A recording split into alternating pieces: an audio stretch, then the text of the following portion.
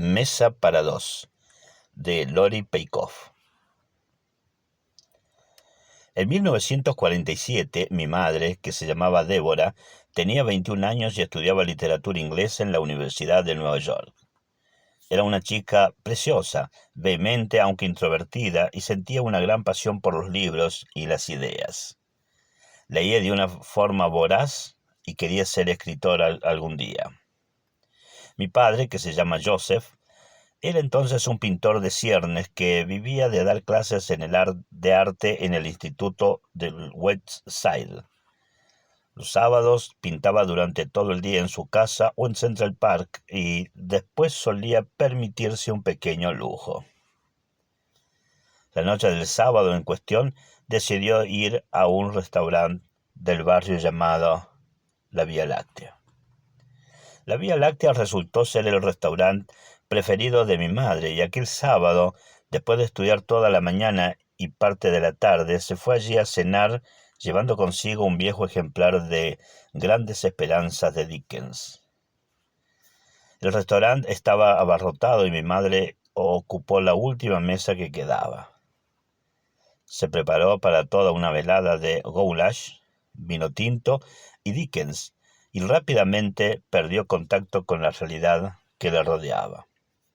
Media hora después, el restaurante estaba tan lleno que solo se podía comer de pie en la barra. La agotada camarera se acercó a mi madre y le preguntó si podía compartir la mesa con otra persona. Mi madre dio su consentimiento casi sin apartar los ojos del libro. Una vida trágica la del pobre Pip, dijo mi padre al verla gastada cubierta de grandes esperanzas. Mi madre levantó la mirada y en ese momento, según ella, vio algo extrañamente familiar en los ojos de aquel hombre.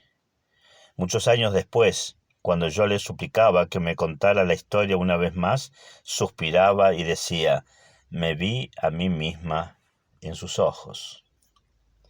Mi padre, totalmente cautivado por la persona que tenía delante, jura hasta el día de hoy que oyó una voz dentro de él: «Esta mujer es tu destino».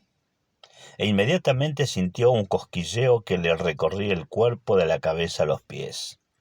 Sea lo que fuere lo que mis padres vieron, oyeron o sintieron aquella noche, ambos se dieron cuenta de que había sucedido algo casi milagroso. Hablaron durante horas, como dos viejos amigos que se encuentran después de mucho tiempo. Más tarde, cuando se despidieron, mi madre escribió su número de teléfono en el interior de la tapa de Grandes Esperanzas y le regaló el libro a mi padre. Él le dijo adiós, besándola dulcemente en la frente, después se alejaron en direcciones opuestas y se perdieron en la noche. Ninguno de los dos pudo dormir. Incluso después de cerrar los ojos, mi madre solo veía una cosa: el rostro de mi padre. Y él, que no podía dejar de pensar en ella, se quedó toda la noche levantado, pintando el rostro de mi madre. Al día siguiente, que era domingo, fue a Brooklyn a visitar a sus padres.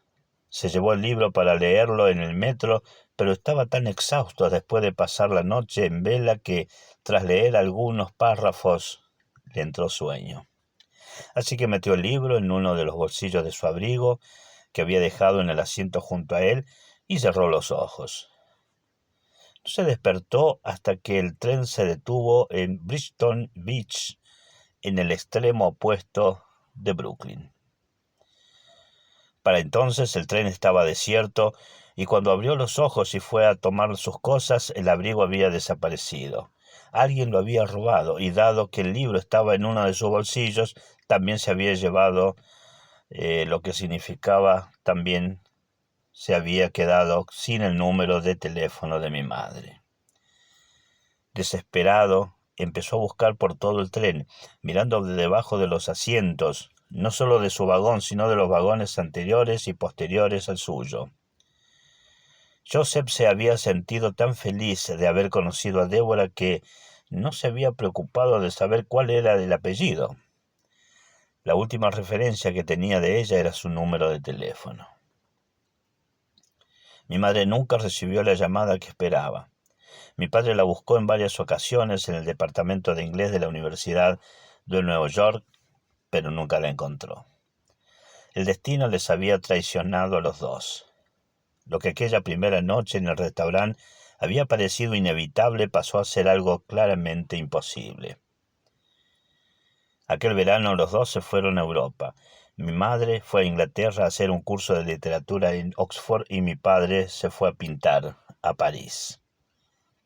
A finales de julio, mi madre tenía un descanso de 3 días en sus estudios y voló a París, decidida a absorber toda la cultura que pudiese durante aquellas 72 horas.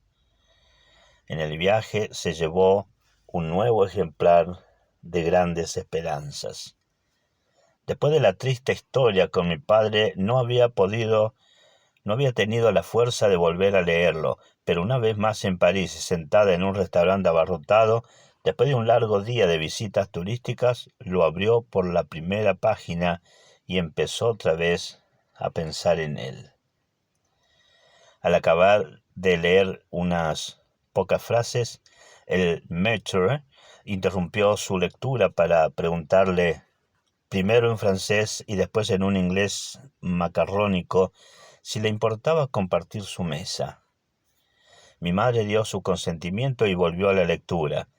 Enseguida oyó una voz conocida que decía, «Una vida trágica la del pobre Pip». Ella levantó la mirada y ahí estaba él, otra vez.